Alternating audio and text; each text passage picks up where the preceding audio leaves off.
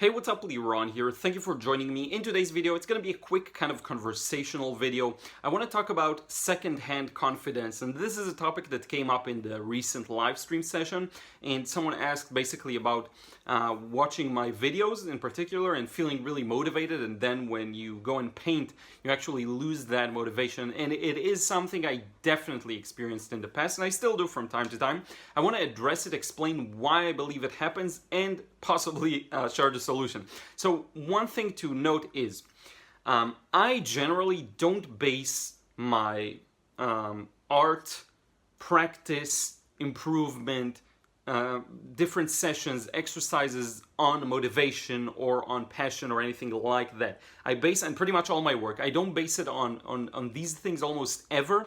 It's more like I do things out of the habit that I build. So I create a habit in which I do things every single day, and I never ever try and rely on something external like motivation or inspiration of that day or anything like that. Instead, I build a habit of doing something every single day, because what I find is that motivation, inspiration, muse are very fickle. You cannot trust them. And here's what I think happens when you watch someone else's videos, and people do go on binges, and I do this for manga right now when I'm kind of learning the ropes.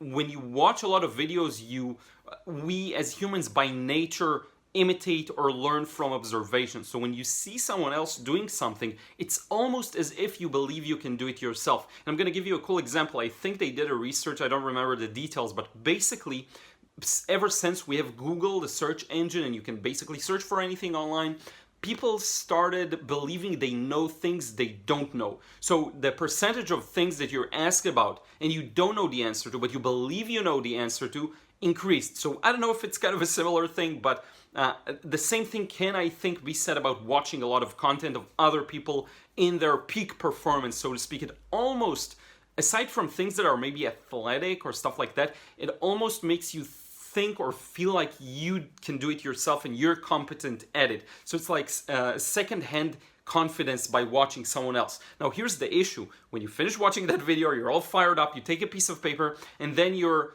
inevitably met with reality, and that is you're not as competent as the person you were watching, and that's great. That's where everyone is. I'm at this spot too, for watercolor, for anatomy, for a lot of things that I'm learning at the moment. So when you get that taken away from you and you get that harsh reality wake-up call, I feel like I very often would get drained of inspiration and motivation. I'll feel like, why should I even do this? I mean, the gap is so huge.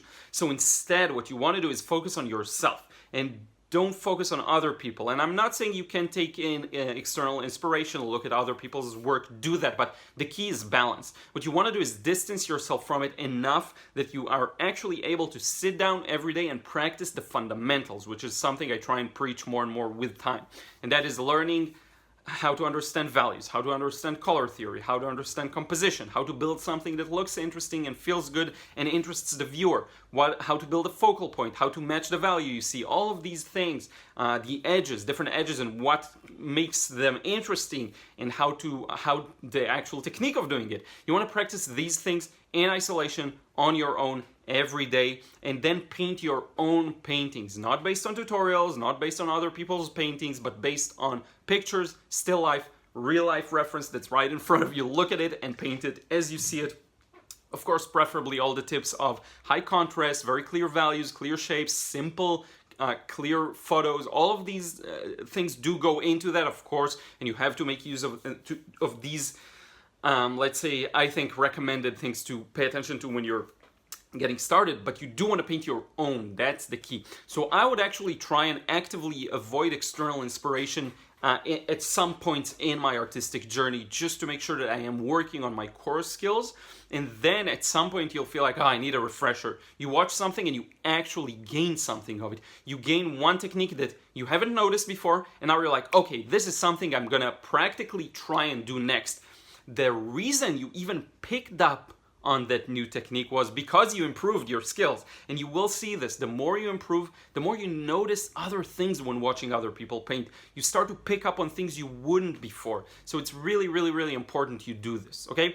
This is why I believe A lot of people lose motivation when you watch other people do things. You feel like you have their competence. You kind of are in the zone with them. You enjoy what you're watching, and you almost tell yourself, I can do this too, because they make it look so easy. When you try it, it's not as easy. You get that harsh reality wake-up call, and people lose motivation over it. So distance yourself from it. Forget about it. It's irrelevant. Work on your own skills. There will be a time and place for external inspiration. I hope that makes sense. I hope that helps you. Now, just a quick note to kind of wrap things up. I'm going to be on vacation on Georgia from the 26th till the 3rd of June.